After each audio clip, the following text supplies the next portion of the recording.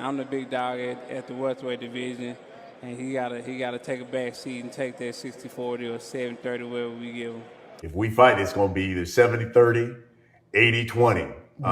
Was that? Man, I was when I said posturing or what was that? When did I say that? You know, that was. Yeah, I said it on my girl Instagram. What's going? But I was playing. Yeah, man, nobody taking no 80-20, 70-30. Yeah, I was playing. I was like, because I was like, it's gonna be 60-40, and I was like, yeah, he keep playing crazy. It's gonna be 70-30 or 80-20. But yeah, I was playing. I wasn't serious about that, man. Like, people can't take jokes. I was fooling y'all. Those was jokes. Woo! Man, sit your ass down.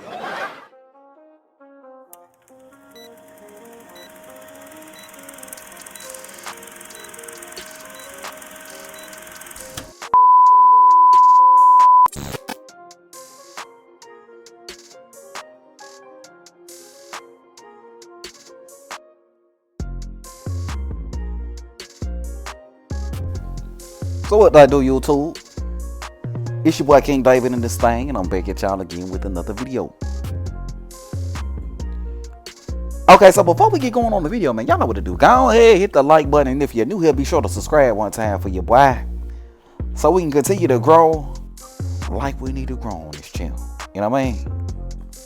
Yes, sir. Okay, so y'all see what the title of the video is, man? More delays. More delays, man. More delays. More delays, y'all. You know what I mean? Errol Spence Jr. unfortunately got into a car accident a few weeks back, as most of you may know. And as a result, Errol Spence Jr. announced that he wouldn't be fighting until April or May or June, something along those lines. And honestly, if he's saying April, May, or June, then more than likely it's June. More than likely it's the furthest date away, right? Which, I mean, this is just beyond ridiculous. I mean, you know, I'm not going to talk about Errol Spence and, you know, his luck when it comes to cars, because sometimes that's something you can't control. In this particular case, that's what it was. I mean, we know what happened with the other car accident that we had, but in this particular case, it seems like it was outside of Errol Spence's control. But look, man, at the end of the day, it's like this. This is yet another delay, y'all. Another delay.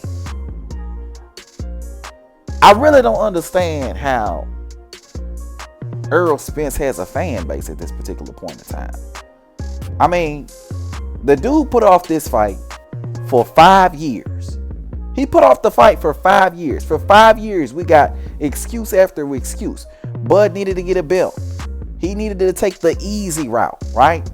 He needed to fight these guys in order to get in the ring with Bud. Like, let's just examine that for a second. Why did this man need to fight all these guys before getting in the ring with Bud?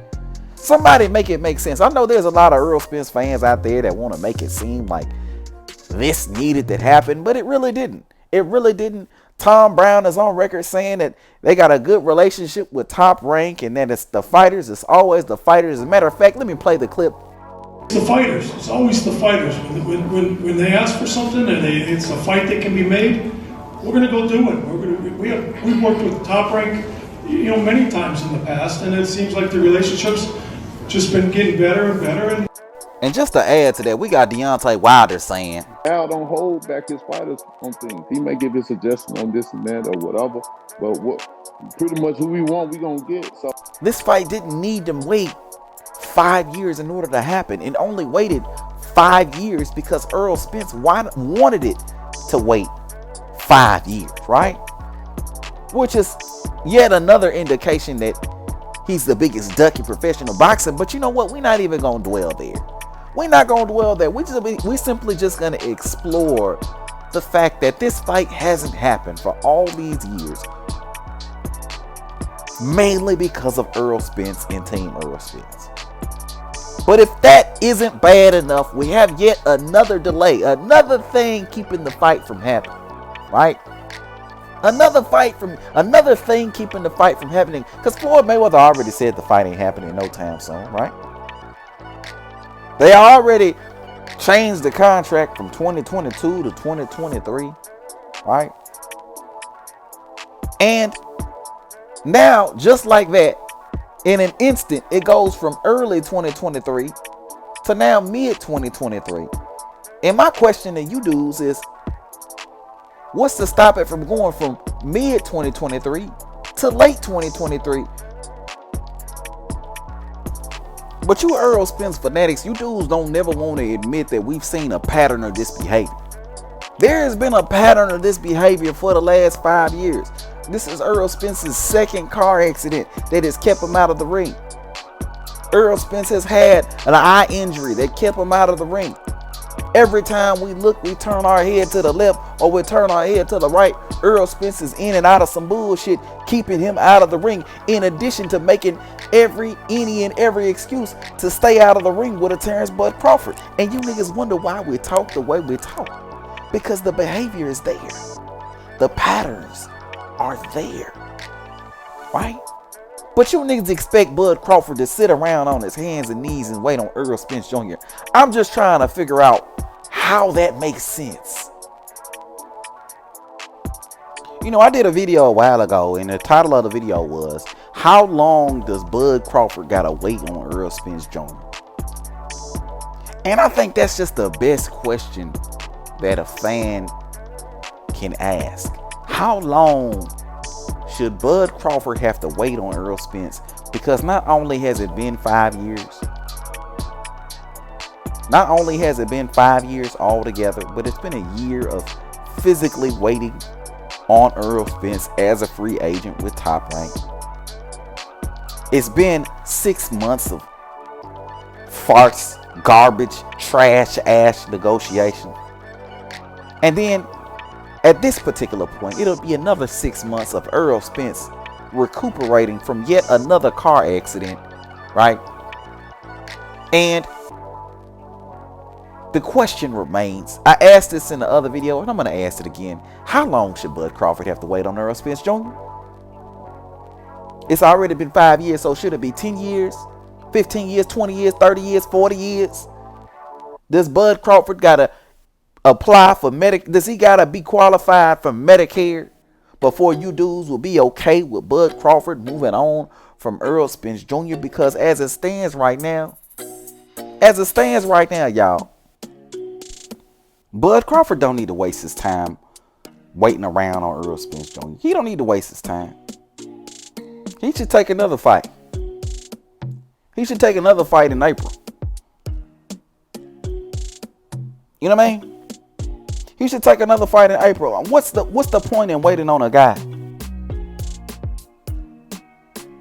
that has proved to you over and over and over and over again that he don't want to fight? What's the point in waiting on a guy that has proved to you over and over and over again that he don't want to fight? Oh, I know Errol Spence said he was gonna spin the block, right? Ain't that what Errol Spence said? He said he was going to spin the block. So for that reason, Bud Crawford should wait another 6 months for Errol Spence to spin the block. So never mind the 5 years of waiting. Never mind the easy route. Never mind the other side of the street. Never mind the 60-40, 70-30, 80-20. Never mind the bullshit offering, the low guarantee. Never mind any of those things. Bud Crawford should wait another 6 months on Errol Spence to spin the block, right? And you know what I find funny about the whole spin the block thing, right? You know what I find really funny about that? Because Errol Spence said that he wanted to collect all his belts on his side of the street and then he would take a Bud Crawford fight, right? But if that's what he intended on doing, why did Bud need to make all those concessions in order to make the fight happen? Why did Bud need to take the no guarantee? Why the 35%? Right? No fighter in PBC has ever got no guarantee. Nobody Errol Spence has ever fought has ever gotten anything lower than 40%. So why does Bud Crawford got to take it in order to make the fight happen when your intention was to make the fight happen this entire time? And now Errol Spence is saying that he's going to spin the block. So my thing is, what other concession is going to come with you having to spin the block? You see what I'm saying? What's the point of waiting on a guy that you've made every sacrifice, every concession in order to get the fight? But even with all that done, still can't get the fight. What the fuck is the point? Somebody remind me, because I don't understand.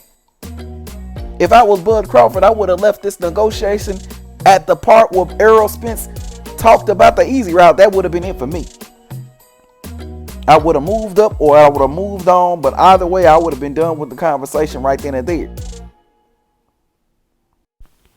The moral of the story is this. Errol Spence ain't spinning no damn block. He ain't spinning no damn block, man. Hell no, he ain't spinning no damn block. At the end of the day, this is just another excuse. This is just another rhyme or reason as to why Errol Spence can't get in the ring with a Terrence Bud Crawford. It don't matter if Bud Crawford wait another 6 months. It don't matter if he wait another 6 years. Errol Spence Jr. wants no smoke with a Terrence Bud Crawford.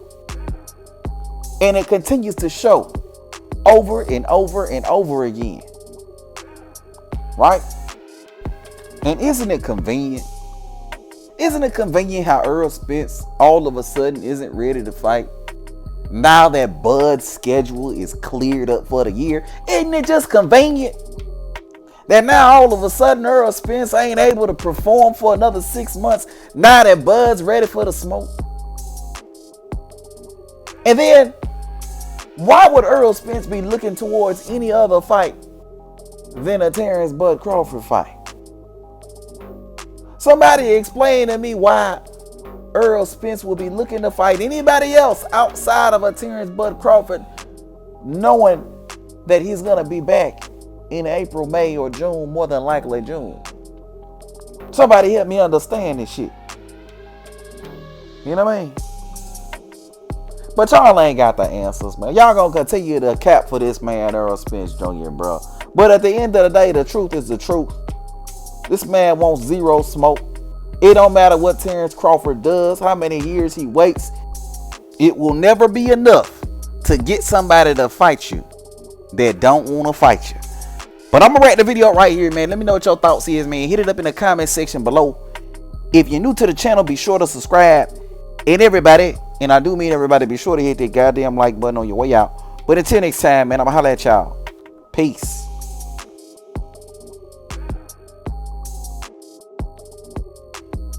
Spence and Crawford are fighting. Who wins? Who's the king of the welterweights? I think after seeing their fight, Porter and Crawford, I think you've got to lean towards Crawford now. Sugar Ray with Spence and Crawford. Thank you. Yeah. Everybody know who won that fight. It's like Errol Spence. Okay. Errol Spence, he'll be looking at getting knocked up within 6 rounds. Crawford's a bad boy, but Spence, Spence is a pressure cooker, so if he can maintain with Crawford early, then he can make a good fight. But if he ain't on his game, they might be right. Crawford reminds me of me, bro. So I'm pretty sure you know how I feel about that. Ain't nobody else gonna say that, but I'ma say it. The way he approached that shit, he don't see none of them guys. He don't care nothing about none of them guys. Got him!